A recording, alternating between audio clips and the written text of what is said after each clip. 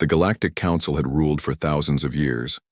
Across the stars, their banners flew above countless worlds, and their fleets patrolled the void like wolves guarding their territory. They called themselves enlightened. They called themselves just. But to many, they were tyrants dressed in silk. When humanity first stumbled into the galactic stage, the Council laughed. Earth was small, scarred by wars, still new to the stars. Compared to the mighty empires, humanity was nothing but a candle flame in a storm of suns. The Council allowed humans a seat, but it was no seat of respect.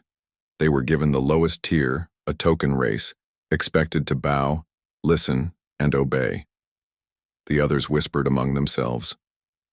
Humans are fragile. Humans are young. They will never matter.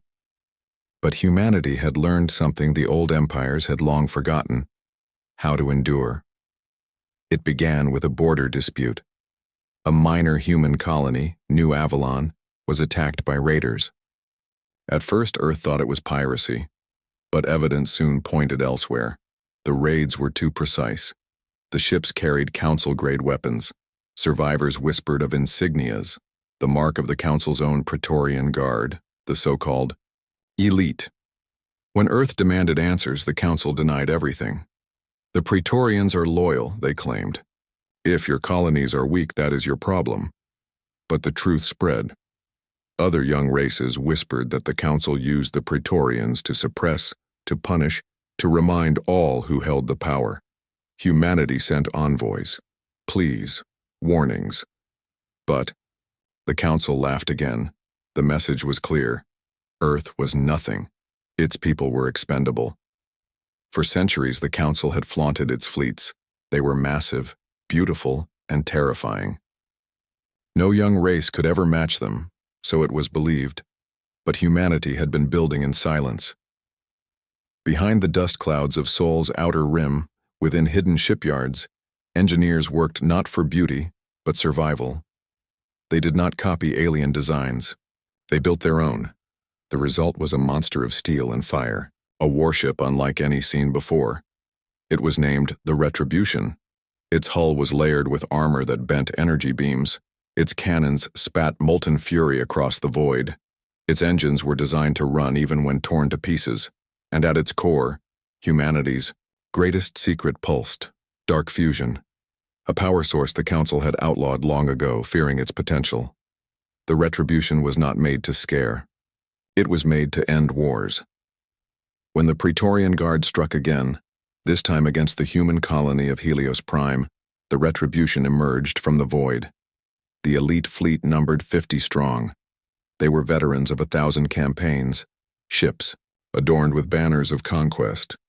Their admirals had never known defeat. They mocked the lone human vessel. Their channels rang with laughter.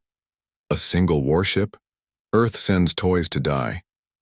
But when the first shots were fired, laughter turned to silence. The Retribution moved like no other vessel. It cut through the enemy lines with brutal precision. Its cannons tore open ships with a single strike. Its shields absorbed storms of plasma and gave nothing in return.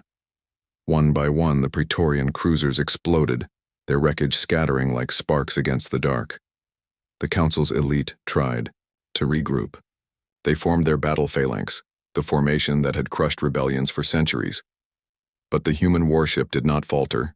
It dived into the heart of the formation, unleashing every weapon at once. When the fire faded, half the elite fleet was gone. Victory did not come without cost. Inside the Retribution, alarms blared. Fires tore through decks. Crew members bled and struggled, refusing to abandon their stations. The captain, Admiral Elias Kane, stood on the command bridge, his uniform burned, his voice hoarse, but his will unbroken.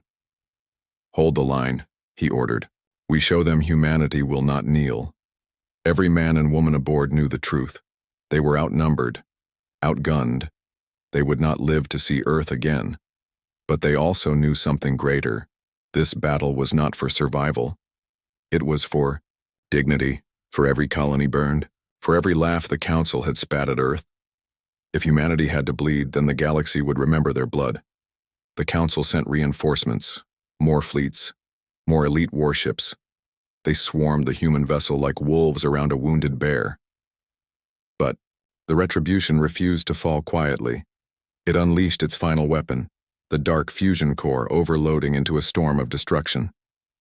The explosion consumed space itself, a supernova of human defiance. Dozens of council ships were caught in the blast. The proud Praetorians, the so-called untouchable elite, were annihilated in one strike. When the light faded, the void was littered with wreckage. And at its center, battered but still alive, the Retribution drifted, scarred yet unbroken. Humanity had not only survived, it had destroyed the Council's finest. News spread faster than light. Across the stars, oppressed worlds whispered in, the Council's elite, the symbol of their eternal rule, had been defeated by one human warship. The Council tried to silence the tale, but the galaxy had already changed. The old order was crumbling. On Earth, Admiral Kane's voice was broadcast to every colony, his final words before the Retribution limped home. They mocked us. They called us weak. But today, humanity showed them the truth. We may be small, we may be young, but we will never bow. The galaxy will remember this day, not as the fall of humanity, but as the rise of mankind. And so it was remembered. The Council trembled, the young races stirred, and the stars, for the first time in 1,000 years, belonged not to tyrants, but to hope, for one warship had shown them all. Humanity does not kneel. Humanity fights. Humanity endures.